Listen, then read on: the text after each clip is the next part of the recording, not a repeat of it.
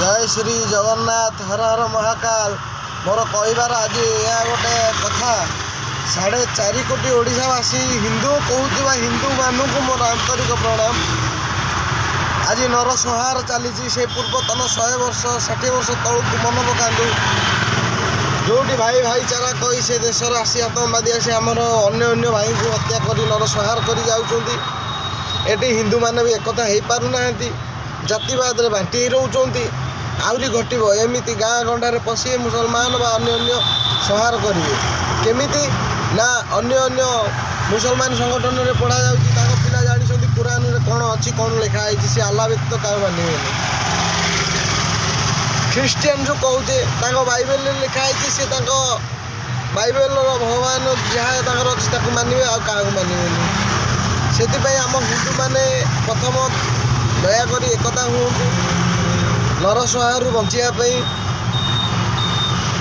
नचेत एभली भाव आहरी नरसंहार हम ग्यारंटी हम जो पर्यंत एकता न हो जातिवाद बांटी होगी जो पर्यंत रही से पर्यंत दुर्घटना निज निज भितर झगड़ा गंडगोल घटुची घटव भलरे रही मनुष्य भली रही जातिवाद को हटाओ सनातनी हिंदू जगन्नाथ संस्कृतिर संतान कही जगन्नाथ रक्षक हो सनातन प्रचार कर सनातन हिंदू निश्वास आमर सत्यम शिवम सुंदरम से सनातन बचाई धर्म रक्षा करने आम मान को अधिकार दि जाए मानव जन्म मिली 84 लाख जोनि पर दुर्लभ जन्म एटी मनुष्य भितर छुआती क्षति बारण रखी निज निज भितर धर्मर अन्य नाम को आनी धर्मर ना को लिखा जाउची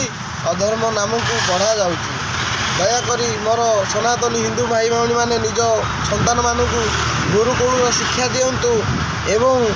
गोमाता 33 कोटी देवता विषय जनातु एवं गीता भागवत पुराण शास्त्र तारी वेद वेदांतर मूल तत्व को बुझाबुझी दिंतु। विज्ञान एवं आसी 100 वर्ष तले ज्ञान थिला ज्ञानर शक्ति रे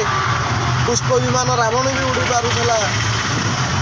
महत है जुग जुग को लेकिन राति पर दिन चली क्लाइमेट बदलला मनीष पशुता टाइप रे मानव हाँपी चेष्टा करूना दयाक गीता भागवत पढ़ु आमर गुरु साधु सन्त महात्मा को इज्जत दवा शिखु मर्यादा पुरुषोत्तम श्री रामचंद्र एपाई कहुई